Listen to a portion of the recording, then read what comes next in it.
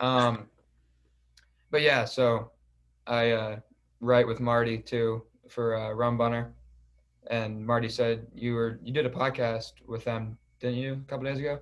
Yeah, just recently. Yeah, yeah. Yeah, They're really good. I mean, obviously you too. Really good at what they do. I mean, they share great information, so it's always fun to talk to yeah, them. yeah. It's a good time. I mean, it's nice too, just because like I always have an opinion, like watching the games, watching all the games these last few years, and like this year I get to like do it for fun and write about it and get paid for it, so it's not a bad gig. Not a bad gig at all. What do you study in school? Sports media. It's Nice. actually So sports and adventure media. It's like the only major in the country at WVU. Like that's the only. Um, I don't know. I guess it's kind of unique, but I'm more on the sports side.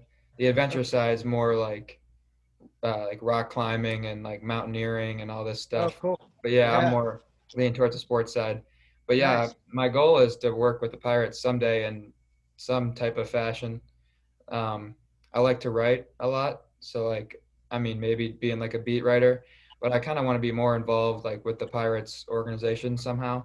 I don't know what that would be, like a media relations job or I don't know yet. So um, Well, if you have any questions about that, just you can rattle them off whenever, because there is a lot of opportunities. You may have to get a little creative, but um, that's really cool, man. I think um, being a beat writer or being in the media, especially in sports right now, is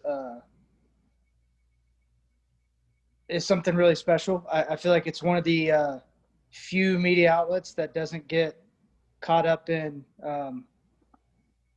not all the time get caught up in what's going on around the world. It's kind oh of a yeah, getaway, and they try to make it very open, kind of open ended and very honest. And yeah, I really appreciate that because obviously the world right now is you don't see that all the time.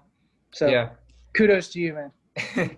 Thank you. And yeah, I mean, it's nice too, like having a job. I mean, possibly having a job about just talking about sports and just kind of like you would do at like a party or with your friends, like just talking about stuff that's fun instead of like talking about politics and everything that's going wrong in the world right now.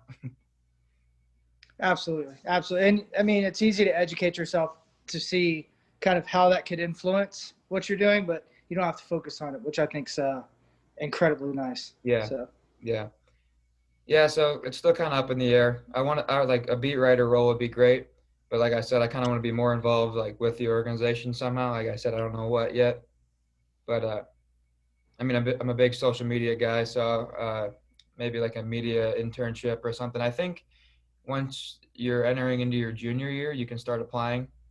Like I tried like my senior year of high school, I tried applying for a summer job, and I think it was I got a message back that it was something like junior year of college is like the first year you can start applying. So I think this summer, because I'm a sophomore here, so I think this summer I'm gonna apply for something and just see what happens. well, if you ever want to come by 18, a lot of people come by and like interview some of the anchors and kind of get a lay of the land, understand how the engineering works, how the editing works, and kind of understand kind of how the whole format comes together. Yeah, If you ever have any interest with that, or if you want to apply there with an internship, I'll hand them your resume. Um, I really that'd be no appreciate problem. that. Yeah. Yeah, no problem. As long as they're taking people in next year, they're very um, safe when it came to protocols this year. So I'm kind of wondering how open they'll be. I hope it'll be 100%, but Yeah. they were uh, they were overly cautious to say the least. Oh, So really? Yeah. Well, I mean, you gotta be. So I understand that. Yeah.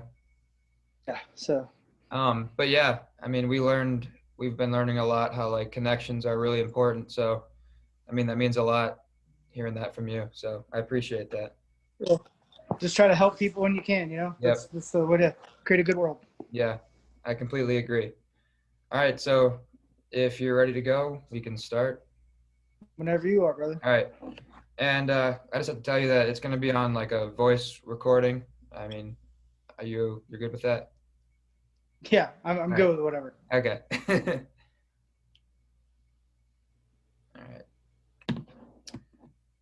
turn the sound up real quick.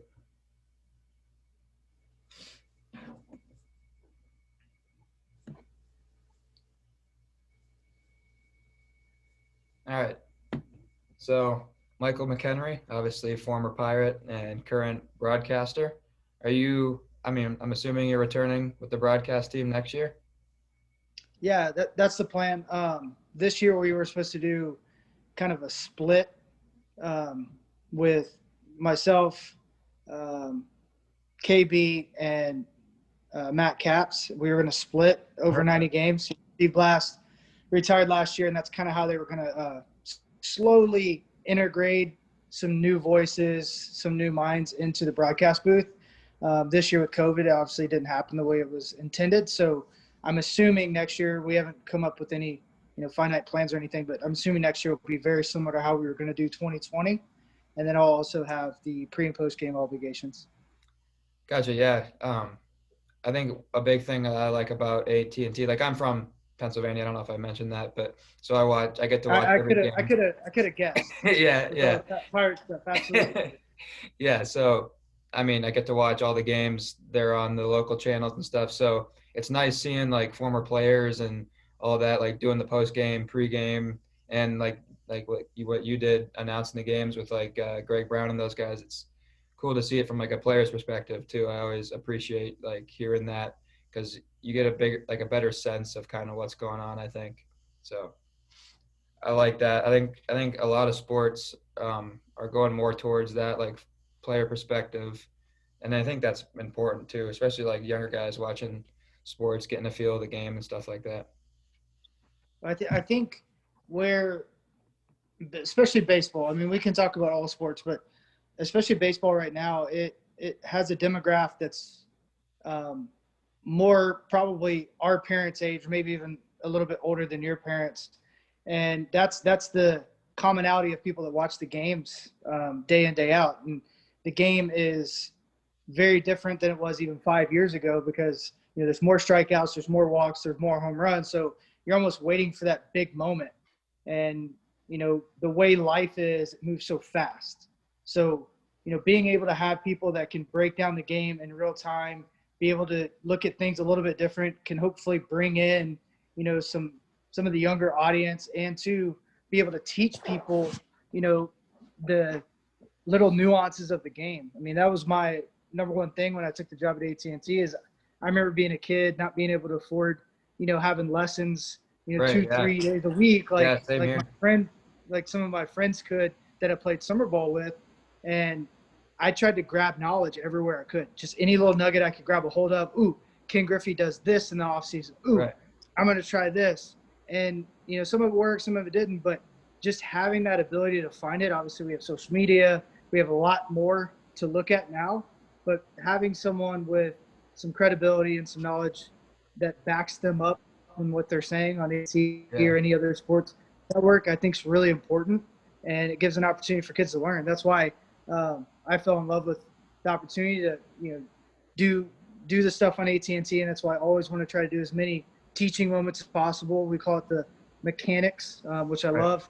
But at the end of the day, like that's where the game needs to evolve even more, in my opinion. I know this is kind of getting off track what you asked, but Yeah. it, it's got to move faster with people like you coming into the realm of media and journalism. Is the real time data is so important, but the real time media, I think, is the Yeah. next stage of where this game could really take off.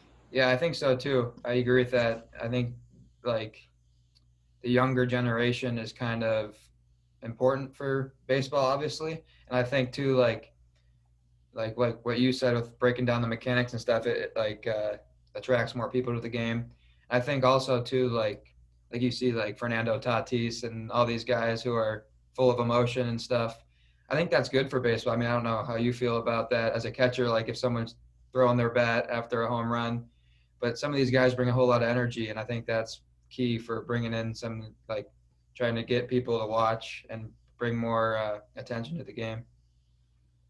Yeah, I think allowing more emotion and everything in the game. I still think the unwritten rules play, Right. but they don't have to. So if one guy believes in the unwritten rules and one guy doesn't, I don't think necessarily one or the other should be scolded for it. I think that the game's constantly evolving. You're going to see new things. And, just a couple years ago, we saw the NFL say it was okay to do, the touchdown dances. And I think that's outstanding. I think celebrating a victory, Yeah. celebrating a win, celebrating a moment is important. And if that brings people to the game, I think it's even more so important. So one thing I would love to see is how the NBA, when they go on offense at home, they play music, right? I would Right. love to see, as soon as the crack of the bat happens, MLB stadium, and just kind of make it to where it's constantly grabbing your attention. I mean, Yeah. attention is hard to um, get a hold of. Mm-hmm. So any way we can possibly pull someone's attention back to the game, I Right. think is Yeah. important right now. And I think guys like Tatis and some of these younger players, Acuna, are very important for the game and its Yeah. youth. And freaking Brian Hayes, we got to get him some love too. Yeah, but he's like the he's he's got so much old school Right. I in him. agree. He's So like, a humble kid, it seems like. yeah, he's got a ton of humility. He's not flary. Now Yeah. he may be at some point, but he lets his play That's what talk. yeah, that's what I think too. Yeah, He's flary in his it, play, not his words. Yeah.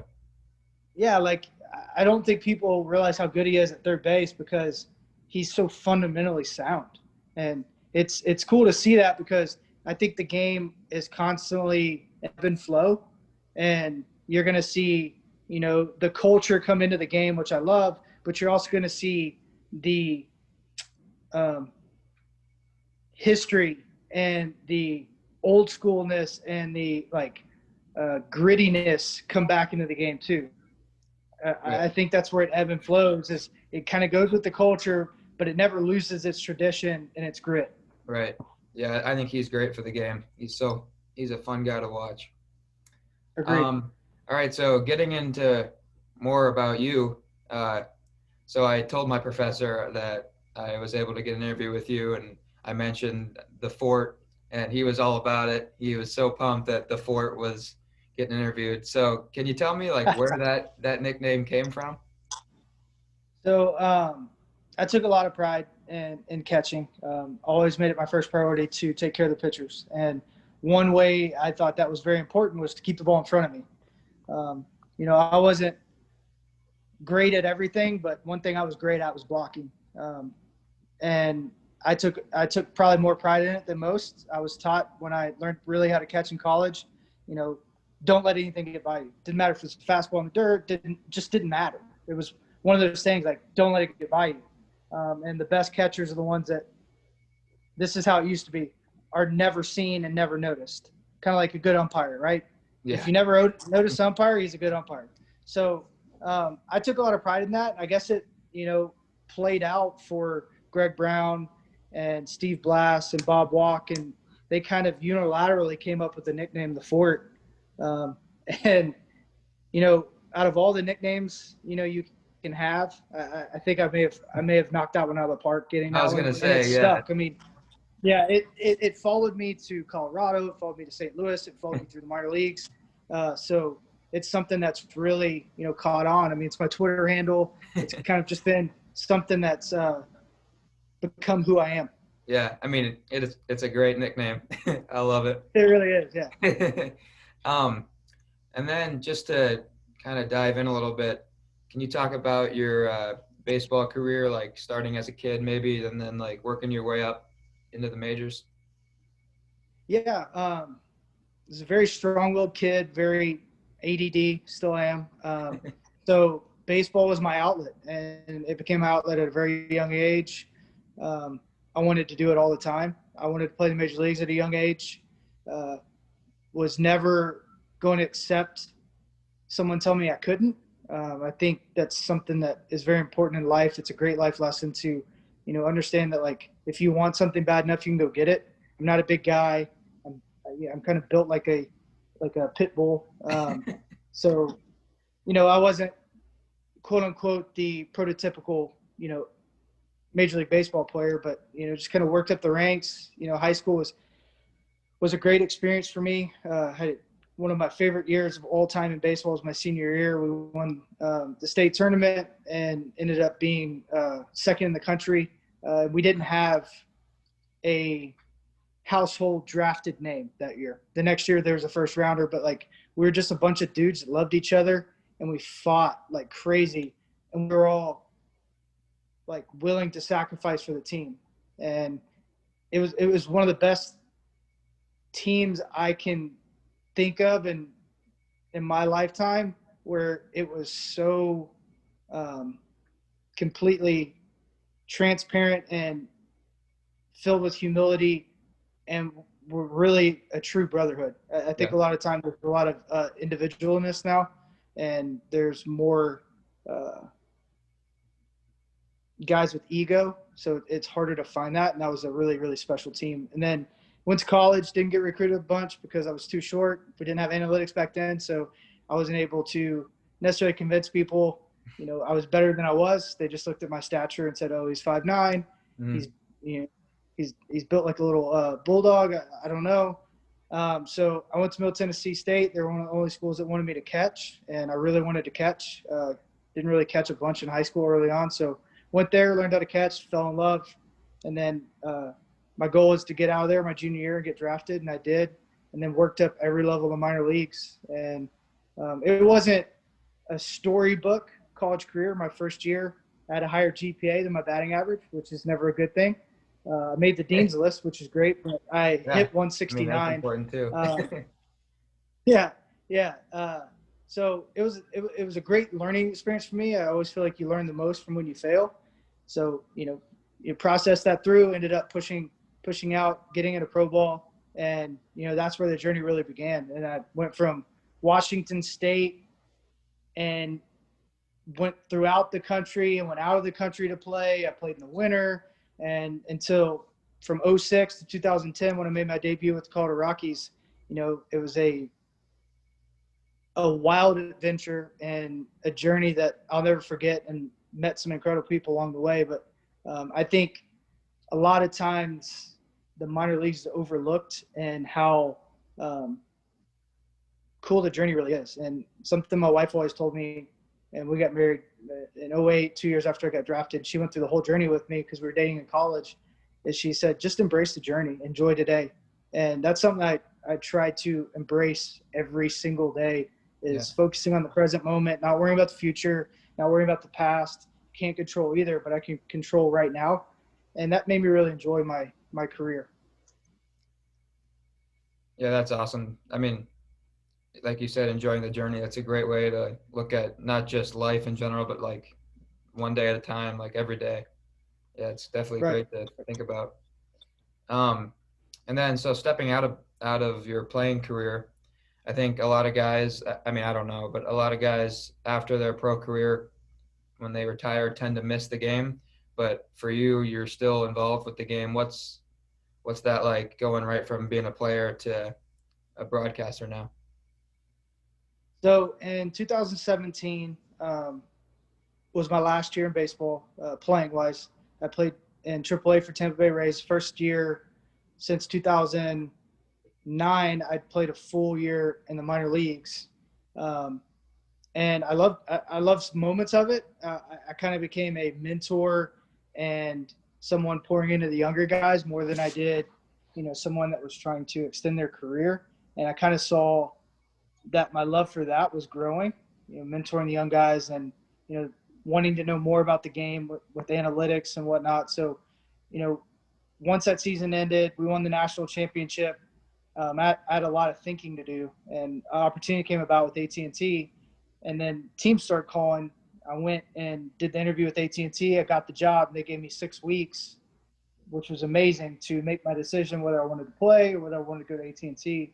And ultimately, what it boiled down to, I called someone that I really respected and that kind of mentored me along the way. And I thought he would literally talk me into playing, Hmm. and he actually didn't. He asked me one question. He said, "When you break down or analyze someone you're better than, are you going to be mad?" I said, "No." He goes, "Take that job."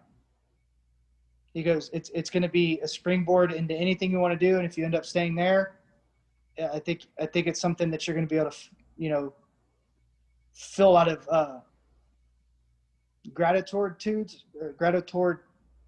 towards gratitude towards over time because of the opportunity to talk to different individuals. So like being able to talk to different GMs and whatnot. And, it's been so true. So that transition was better than most people's.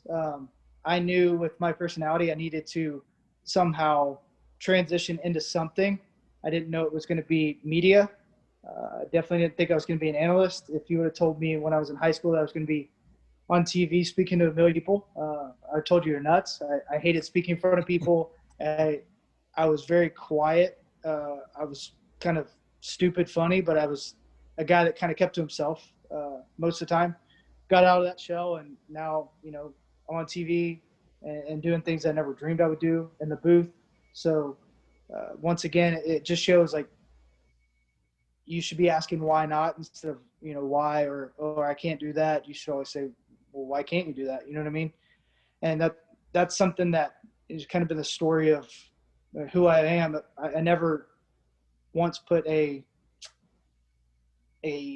doubt in my mind that I couldn't do something. Now along the way, I had those little bubbles of doubt where like, oh man, this is really hard, blah blah blah. But I would somehow overcome that and kind of will through. And it was always for the betterment of my career or whatever have you. Um, Long answer, but hopefully that kind of gives you the yeah, gist of no, that's exactly what I how I wanted to got to hear. where I was or Yeah. where I am. I mean, yeah, like, I mean, so far you've given great perspectives on things, like you said, with the enjoying the journey and stuff. And then there you mentioned how, like saying why not instead of why.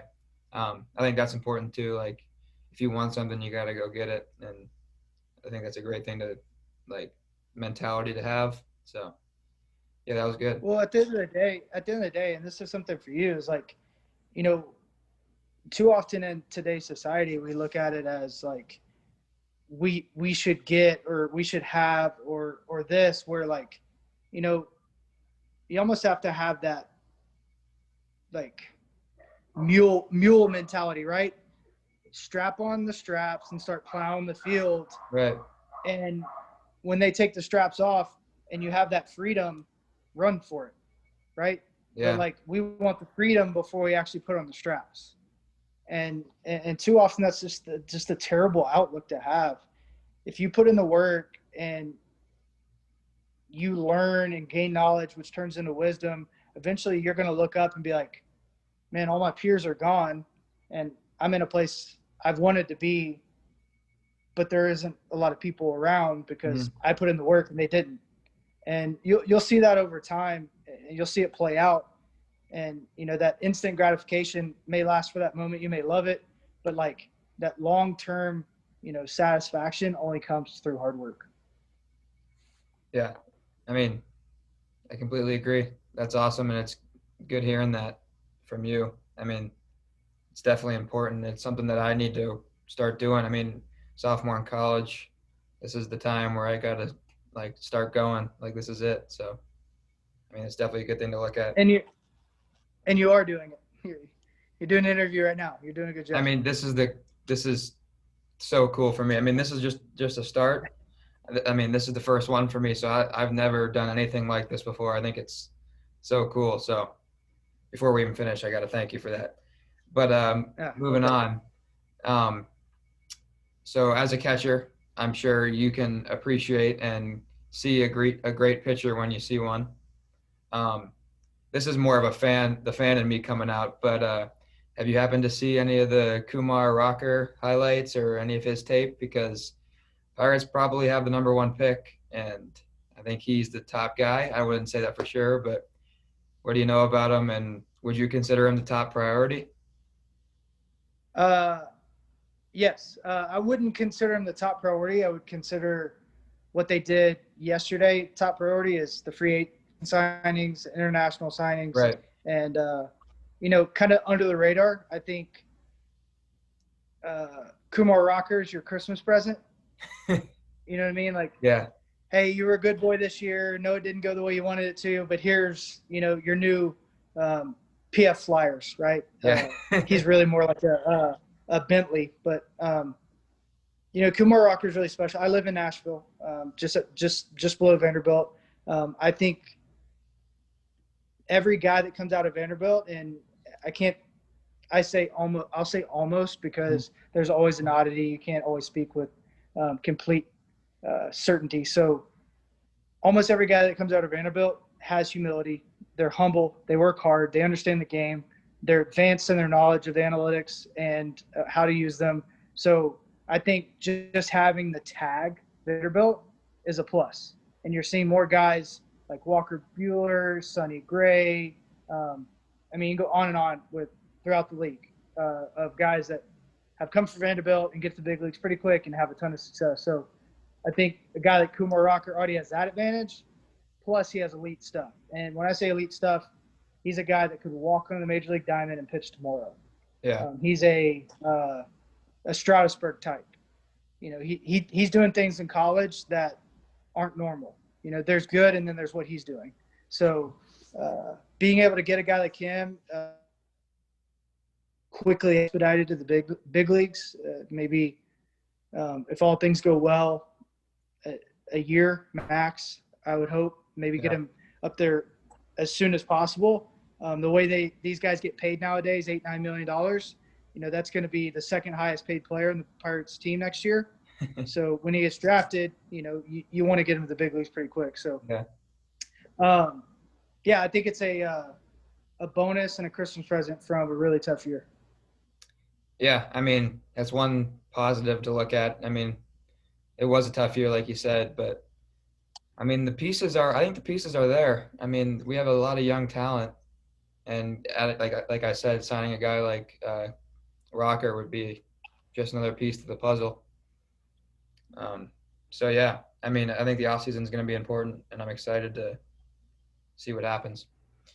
Yeah, Um, the one thing that's under the radar for the offseason, and I know this probably isn't one of your questions, but I really enjoy talking about it, is this new regime hasn't had an opportunity to develop the minor league guys in a full off season. So, making a individual game plan for each one, which isn't something the Pirates did in years past. They had an overview of a plan. mhm. So every guy's got an individual plan on the major league side, and they're going to start to do it on the minor league side, especially with instructs going on right now. Their 55 plus top prospects are in Bradenton.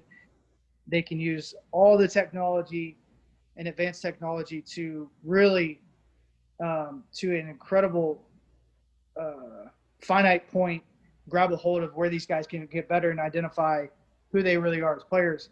So as a fan base, we should be excited because we got to see a transition with some of these players in where they were at the beginning of the season to where they were at the very end, especially with the starting staff. And I think that's what you're going to see across the board because the Pirates were so far behind in utilizing analytics properly that people don't really quite grab a hold of.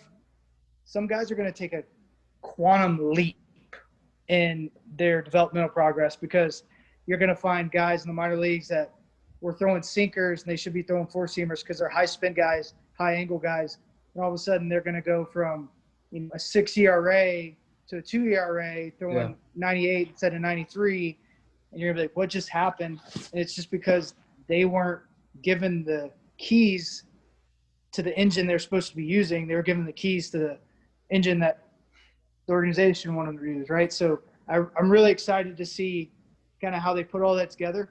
It may take a couple years, but I think you're going to see some really quick fixes, and you're going to see some guys that make some like major developmental jumps in less than a year. I mean, I would love to see that. That's for sure.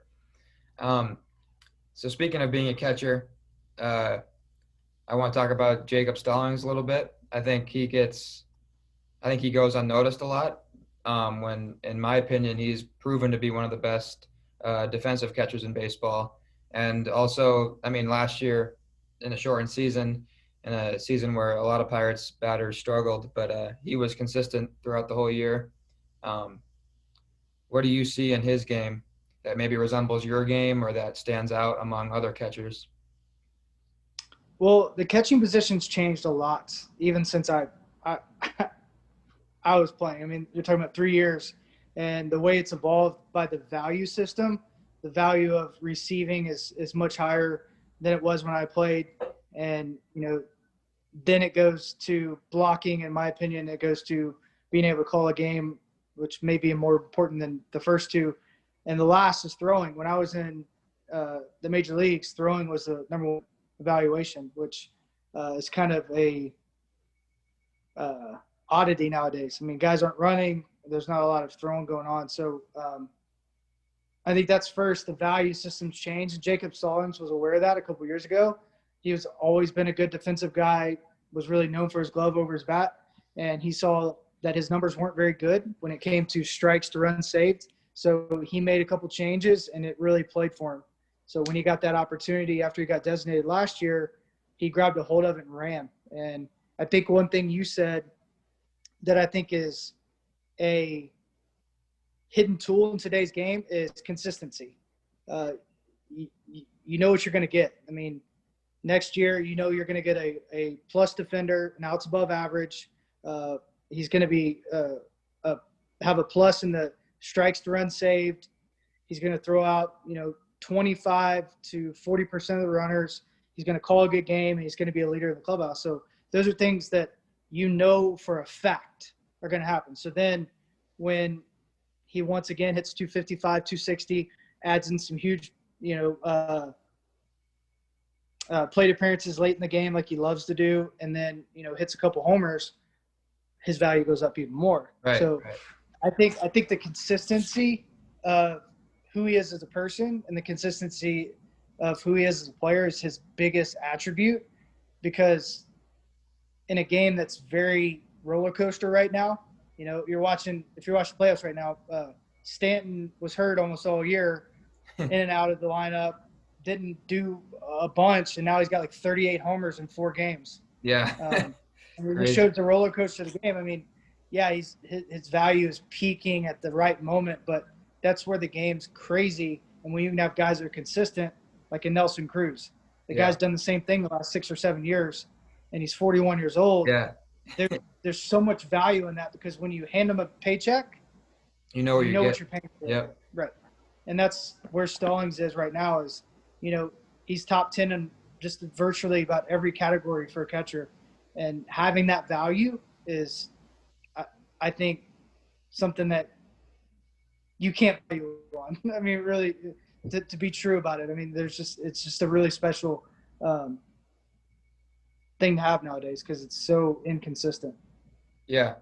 Yeah, I agree. And like what you said too, when you have all these things that he's going to do for you, I mean, it's so nice to have, because then when he does something that you don't expect and he does that and improves on that, then it's just even more of a broad array of things that he can do for you as a catcher and as a player and as a leader. And I think I like watching him play. I think you can see that he's a leader he's like the quarterback, it seems like, of the team. He's always in control, it seems like. So yeah, I'm excited for his upside too. I think he's got a lot left in him.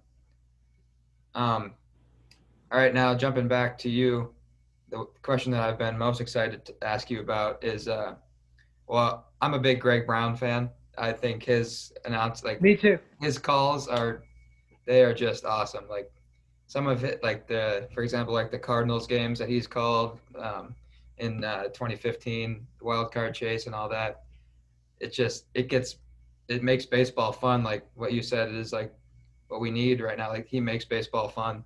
So what I wanted to ask you was, um, Greg Brown's call in 2011 on your home run against the Cubs, your 3-run homer. I'm sure you remember that. I don't really have to add too much to that. But can you tell me about that moment and how it felt? Because I mean, Greg Brown's call, all-time classic. There was, I don't even know how many, like 38,000, 36,000 people at PNC Park that night, just going crazy. What's that like? Yeah, just first to give a little backstory on that game. You know, I don't remember what year we're in of the losing streak in the organization, maybe 16, 17, Yeah. 18. And, we're on the cusp of first place. And a lot of guys get hurt, a lot of young guys stepped up, and um, that was my first home run. And in the major leagues, it was one that we took the lead with, and Greg Brown went absolutely bonkers. And um, I think he gets such an adrenaline rush from big moments and from the fans that like it just plays out in his voice, it plays out in his body language, and it's just really special. I don't think that's something that you can teach because it's so genuine. Yeah. And Yeah. knowing him now, that moment, you're talking about my first home run, a homer that took the lead, helped us solidify first place in June or July, and I got a curtain call. And it was And against that the Cubs moment was too. incredible. Yeah, that moment was incredible. But now knowing Greg Brown and knowing how authentic he is and how much he loves the game and is a diehard Pirates fan, it means more. Right Yeah. this moment, it means more now than it did back then, which is, I think, really tough to comprehend if you don't know Greg Brown and you don't really know the personality he brings every single day on the radio and on TV is exactly who he is. And that's really special. Yeah. I mean, even just watching that highlight, I mean, you can't not watch that highlight and just be like, this is awesome. I mean, Yeah, exactly. Exactly. storybook. Yeah. I mean, I couldn't imagine being the guy in that situation. So that's something that I'm sure that you'll never forget. No, I should have enjoyed it a little bit longer. I ran around the bases too fast. I was so pumped. So much adrenaline. Well, I probably wouldn't Oh, even be able to so run much around the fun. bases. I think I would just kind of like faint. I mean, you got 38,000 people going I absolutely may have fainted and just floated. I'm not sure. insane. Yeah, it's all a blur. Exactly. I um, blacked out. so other than that moment, I mean, it's kind of hard to top, but what is your favorite memory with the Pirates as a player?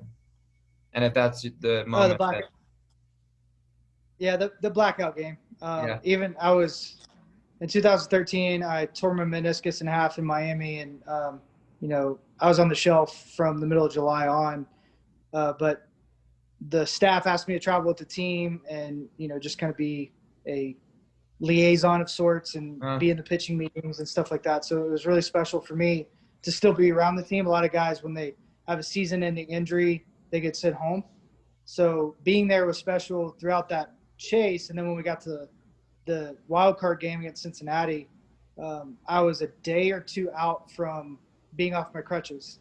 So I got introduced with the team, and I got a standing ovation, yeah, and it it floored me about it. And then the game in general was, you know, the single greatest sporting event I've ever seen or been yeah, to. So that's definitely something that I'll never forget. yeah. I mean, being a young kid, I wasn't around obviously for the past success. So that moment, like that game, is the greatest Pirates game I've ever seen. I mean, it's something that I wish so badly that I was at for that because I go to a few Pirates games every year now, and the energy's still there. But I couldn't imagine what it was like for that game. I mean, in the whole Cueto situation, I could not imagine. Yeah, it'll happen again. It will Yeah, happen again. I think so too. I'm confident, and I'm not being biased. I think we got the young guys to do it. So, and then bouncing off that, what about your favorite memory so far as a broadcaster? Ooh, broadcaster or just like in the booth or at Um, AT&T? we'll broaden it out. How about just like being with AT&T in general these last few years? Um, I, I I think my best memory with AT&T. I mean, there's been some fun segments, but I think it's the like evolving media side to it is the most joy for me because it's ever changing. Like we just got a brand new studio, and we have a place called the Hub that's got a TV. that's 12 feet tall and 12 feet wide. And I get to break down and analyze guys' mechanics and body movements and show why mobility is so important in your biokinetics and all those things. It's just going to be so much fun, like for me. Mm. So like the ever evolving of media and how there's always a different challenge on any given day. So like, we've had where I'm breaking down a guy and I have no video overlay to use. I'm doing it off the memory that I have from earlier watching it and our editor making it, or us completely going dark and not having anything to rely on. We don't understand when the cutoff is and all that stuff. Like, so the being live is a blast because you have to turn the light on. You can't turn it off. And I think it brings out genuineness and true transparency. And I think that's why the Pirates broadcast team and at AT&T is so good, because, what you're seeing on air is what you're getting. All those guys are the exact same off air as they are on, and that's including the hockey side. Every guy I've met has just been, off the charts nice. And that's, a true blessing for me. And it's been fun to see that, evolve onto the screen and see the constant changing of, what could happen today type mentality. So that's the AT&T side. The broadcasting side, I was like a little kid in the candy store first time I got to call with Greg Brown. Yeah. And being able to, like, our personalities play off each other really well. I'm a jokester. I like making like little puns and coming up with stupid sayings and nicknaming different guys. So, having some fun with him was a blast. One thing, this is I don't even have this written down or anything, but just from watching games, I gotta ask how you do this part, because I know watching Pirates, I mean, I've seen a lot of frustrating things. I mean, I love being a Pirates fan, but there's always those games where you're just like, come on, like how did we lose that game? And then I always will, like, I'm always mad, but I'll be sitting there like on my phone or whatever, scrolling through Twitter, and then the post game show comes on, and here you are giving a breakdown, and I just don't get, like, you're always so, oh well, at least there was this, and they lost a tough one, but there was this. How like how do you flip the switch? Because I'm sure you're frustrated too after like some games, but how do you flip the switch and keep it more of like a positive thing during the post game show? So it starts with my prep work. I prepare like I'm playing. So I look at it as like, okay, scout report today. Who's hot on the other team? How are we going to pitch them? And I kind of evolve from there. And the reason why I start like that is I never want to forget how hard the game is, and I want to understand the thought behind almost everything they're trying to do. So I try to figure out what I would do by the personality standpoint, because I always think personality over philosophy. And then I go to the philosophy, and then I look at the analytics, and I try to match together the game plan to the manager and kind of how they like to run their team and whatnot on both sides. So I manage the game within my own head and my own way on paper as the game goes along. And then I try to focus on the positives, because the game is hard. And Right. I have a standard that if I wouldn't say it to the player's face, I'm not going to say it on air. I'm not going to hide behind a screen. I'm not going to hide behind social media. I'm very transparent. I'm very honest. I've literally told the guys exactly what I've said before. When I said that, something I've talked about in the past is Mitch Keller needs to work on his brain. He's got some of the best stuff in the major leagues when it comes to the way it pans out analytically, especially dating back to last year.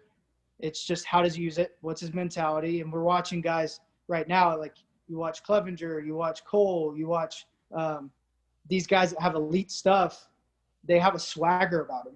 Right. And you don't want to face them, right? Because they have a different type of intensity. I mean, Clayton Kershaw is one of the nicest guys you'll ever meet. But when you face him, he doesn't seem nice. And I think that's where it boils down to is I'd be willing to sit down with Keller for 3 hours and break down his mentality, his identity, and whatever.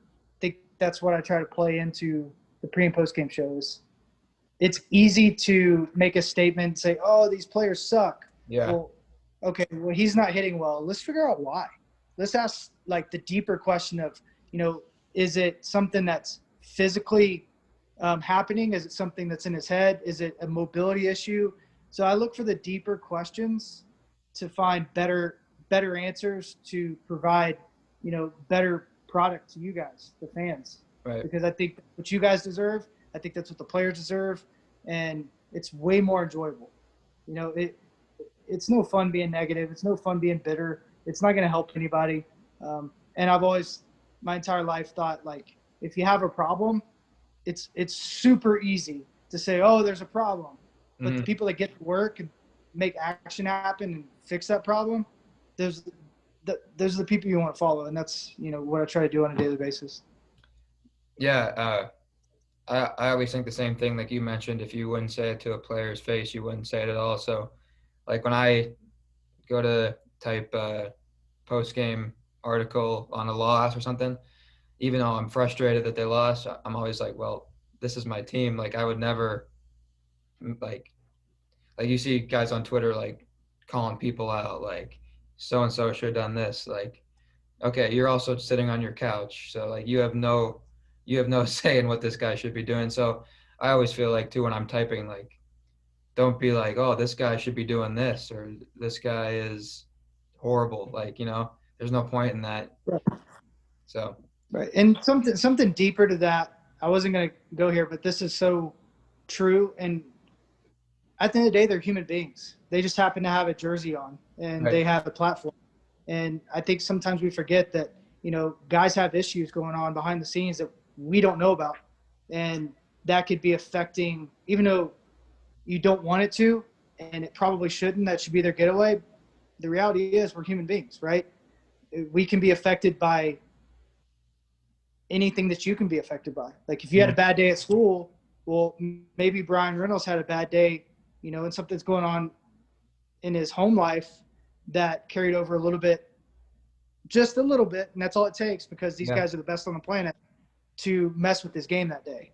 And being a writer and being in the media, do you want to pour fuel on that fire, or do you want to let him, accidentally watch the post game show and see that instead of beating him down, we're either in the neutral area or we're building him up in the sense of Mhm. like, hey, this guy's a really good player. He just had a bad day, and that's going to happen.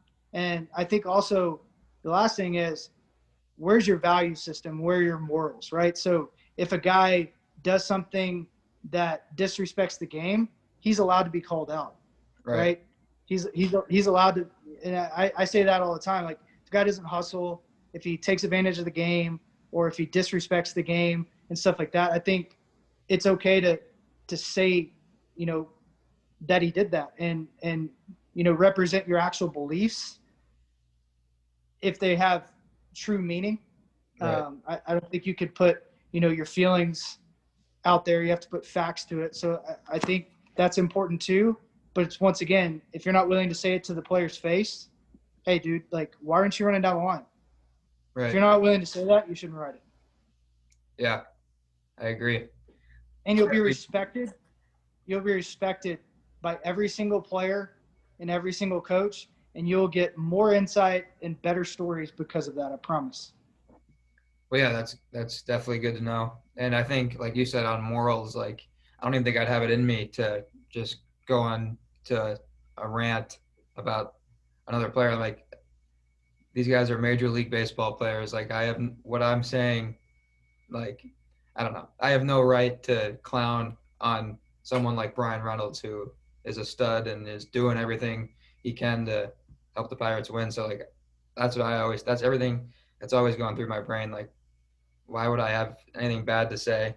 Or maybe, yeah, it's frustrating, but like, I'm not in any position to say anything about it or have, I don't know what the word would be, advice maybe. Like that's not my position or anything like that. So yeah, Yeah, but you're allowed to find facts. So right, like, say he is struggling, you're allowed to dig deeper and maybe find the underlying issue. And Right. I think that's not done enough. You know what I mean? I think that, feelings are represented on paper and on TV more often than facts. Not all the time, but a lot of times. So it becomes an opinion instead of a factual thing. And I was always taught to be as factual as possible. Yeah. And if you do make a mistake, say you made a mistake. But um, I think there's always a deeper story. And I think, before there was social media and before everyone had the opportunity to be a journalist, so to speak, um, people had to dig deeper and they wanted to dig deeper because they got a better story. But almost now it's sometimes the quicker story is the better story.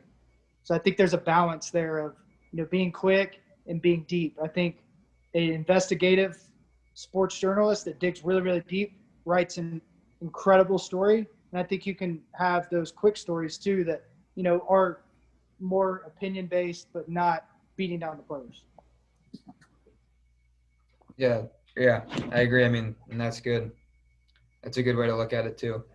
Um, so this is the last like baseball related question that I have for you is what do you think the future holds for the Pirates? I mean, it's been a few years of struggles now after the postseason run that we had a couple years in a row. Um, like I said, I think there's a lot of upside. I think we got a lot of young guys that we can build around.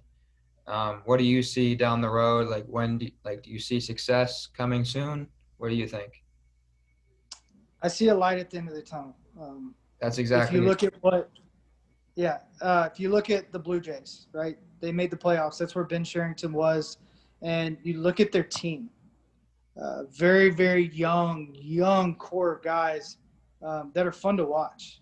And then they go out and add some really good veteran pieces. They get Travis Shaw, a guy that was on a down year but hit 30 homers year before. They go get Rue, um, who was a Cy Young uh, caliber pitcher the year before, yeah. and they add these pieces together with all their core group and then some top prospects, and they're in the playoffs. And I think that's what you look at when you see the Pirates is this is the potential where they can be, in a year, 2 years, 3 years, but the sustainability of that model makes more sense. And the way the clubhouse is built and how they love each other isn't a normal clubhouse. So I think building the culture that they have and then adding in some really high caliber pieces is going to be something that could last for a long time, and that's what you want to see. Yeah, I think so too. And um, especially with AT&T and like having the local channel, like I said, is you really get to notice how close these guys are. And I think Right. that is huge to have, like to have a clubhouse that's, going at it as one and they're all close. They're not just playing the game. They're brothers. You can tell that it's a close clubhouse. And I think that's huge too, especially down the road. Yeah, especially after a year like this, because when you hit a year that has a lot of uncertainty and you have to adapt accordingly, and you have guys that you can rely on, you really start to see a brotherhood come together. And I think the teams that embraced it and are going to grow from it are the ones that are going to expedite their success. It's not going to be something that's like, oh well, this is just another year. No, no, no, no, no. We're going to use all this craziness and all this adapting and come out on the other side of it that much better. And I really, truly believe that's what the Pirates are going to do. Yeah, I'm right there with you. I agree with that. Um, all right, and then just to wrap up, and this is just if you're comfortable with it. I noticed on your Twitter page that your faith plays a big role in your career. I saw that your bio says that you're living to glorify God, and I think that's a great way to look at it. I mean, I went to a Catholic school since I was a little kid all the way up through my senior year of high school, and I had a Catholic family, and I'm a huge believer in the idea that God has a plan for everybody. Um, so if you're comfortable with it, I was just wondering how important it was for you to keep like a strong faith over your career and like what role uh, faith had throughout your career and just life in general. So, have you ever been to a um, like a self-help or a leadership or a success like speech or conference or anything like that? Yeah. I mean, like we've had some in high school, like not anything major, but yeah. So most of the time they talk about finding your why or, Hmm. what's your purpose. That's God to me. And I think when you boil it down, is the ultimate success is being able to shine a light on the platform that you've created throughout your life by representing Jesus to hopefully plant a seed in someone to ask questions, to want to understand deeper, to, you know, try to figure out what's a little different about you. And then they find out it's your faith. And then they want to know the gospel. And then they have a relationship with Jesus. And then their life changes. And then they start to shine their light.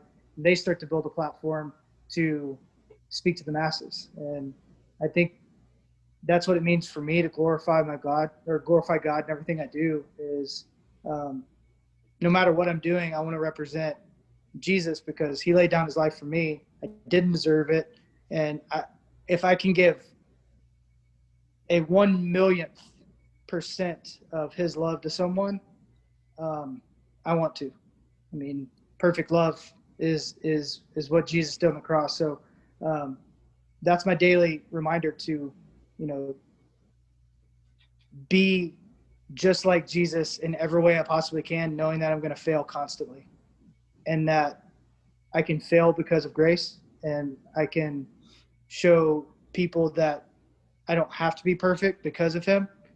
And day in, day out, that's what I try to represent my life around the value system of what the Bible says. I think it's the uh, best representation in how to live a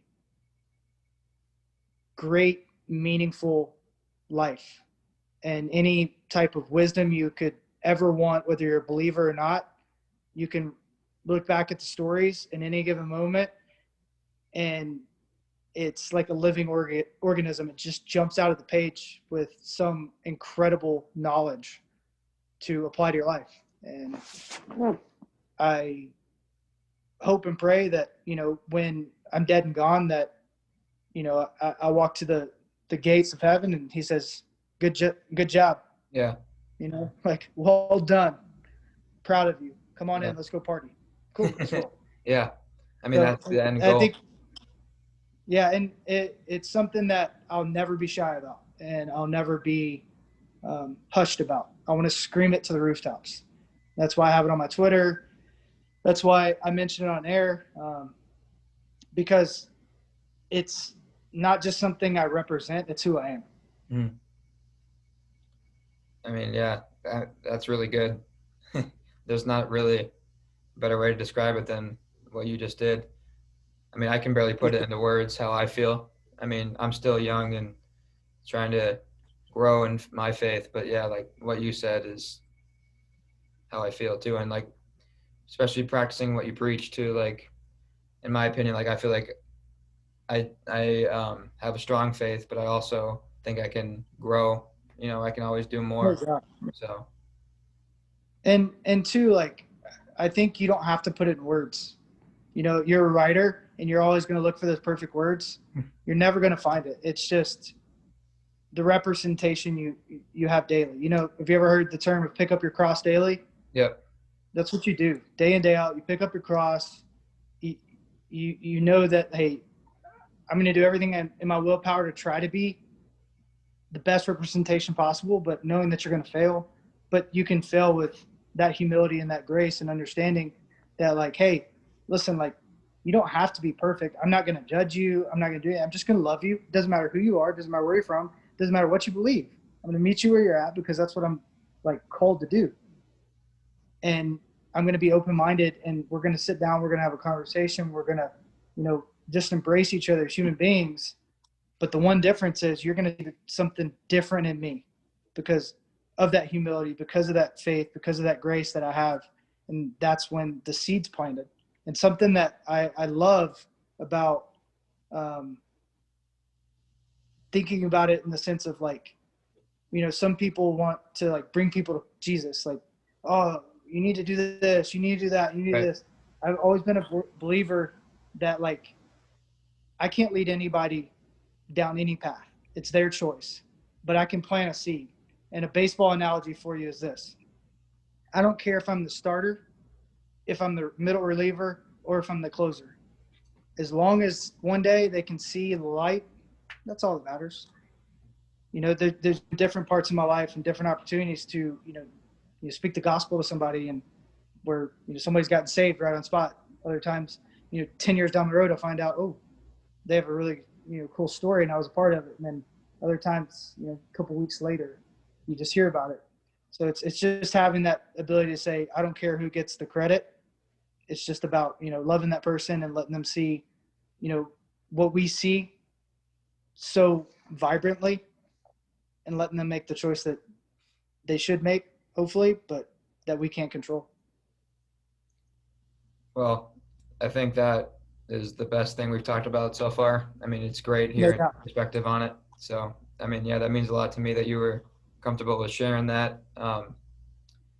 I think it's yeah, like you said, I think it's important too for everyone to grow in their faith. But it's something that shouldn't be forced on anyone. Like there's I've seen it here more in college than I did like back home. Like people going around and throwing Bibles in people's faces and saying like, "Hey, you need to be saved." Like that's not that's not what it is. You know what I mean? Like you're not trying to sell them anything.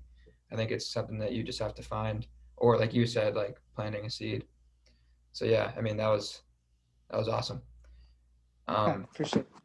and then so that's pretty much the whole. That's all I needed really. I'm gonna stop the recording here real quick, and then I have a few questions just afterwards. Um, I'm gonna stop the recording.